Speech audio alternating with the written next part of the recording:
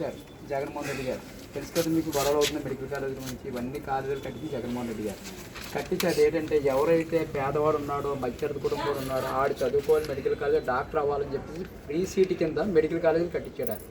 మన రాజమండ్రిలోని మార్గన భద్రరామ్ గారు medical college కట్టించారు.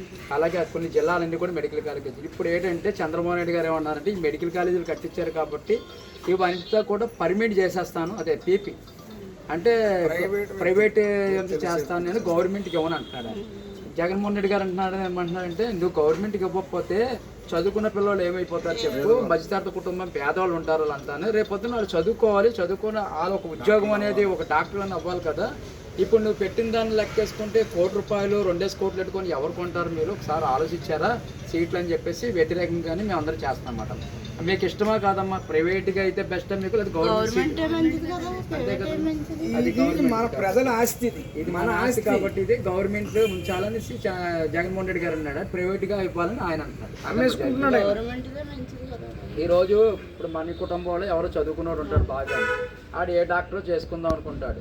అది ఈ హాస్పిటల్కి కానీ వెళ్తే ఏమంటారంటే సీట్ కొనుక్కోవాలంటారు. సీట్ కొనుక్కోవాలంటే ₹1 50 లక్షలు ₹2 కోట్ల సీట్ ఇది. అదే జగన్మోహన్ రెడ్డి గారు ఏమంటే ఫ్రీగా నేను కట్టిన కాలేజీలో ఫ్రీగా ఇవ్వండి, మా నాన్నగారు ఫ్రీగా పేదవాడు డాక్టర్ అవ్వాలని చెప్తే ఆడు ఒప్పుకుంటాడు. అది చెప్పింది దానికి వ్యతిరేకించి ప్రైవేట్ కాకుండా ఉండాలని. మీ పేరు చెప్పండి.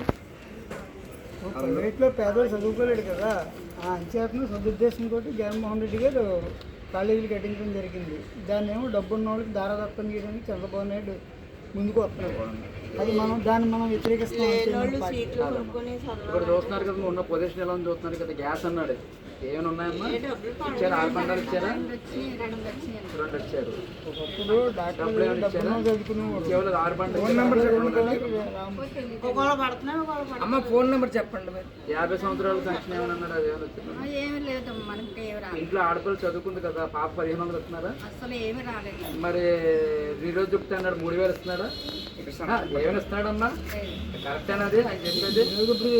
కూడా గతంలో జగన్మోహన్ రెడ్డి గారు చేశారు, మరి ఏమైనా ఉన్నాయా? జగన్మోహన్ రెడ్డి గారు చెప్పిన పథకాలను ఇచ్చారా లేదా, అమలు చేశాడా లేదు? అది బాగుంది, ఇది బాగుందమ్మా. గవర్నమెంట్ ఏది బాగుంటుంది అంతే కదమ్మా. ఇప్పుడు ఇచ్చిన పథకాలు ఏమైనా వచ్చి అమలు అయ్యాయా? 18,000 మరి 50,000 పెన్షన్ అనేది వచ్చిందా? ఇచ్చుంటారు, బాగా ఇచ్చుంటారు. అబద్ధం ఆడుతున్నారు. నీకు 15,000 నీకు 15,000 ఇచ్చారా? అదే నీకు 15,000 కలిపి మధ్యాహ్నం ఇచ్చుతున్నాడు. మరి జగన్మోహన్ రెడ్డి గారు పెట్టారు కదా పడ్డాగా, మరి అదే ఇది కాదు కాపీ కదా ఇది. మరి ఆయన ఏదో చెప్పాడు కదా, ఏది ఏంటి పట్టుకోండి సార్ 15,000. మరి మీకు ఆయన ఒకటి చెప్పాడు కదా, ఇంటికి ఆడపిల్లలు ఉండే వాళ్ళకి 1500 చెప్పిన ఇస్తాను నేను నెలలన్నాడు. అది ఏమైనా పడ్డాయా?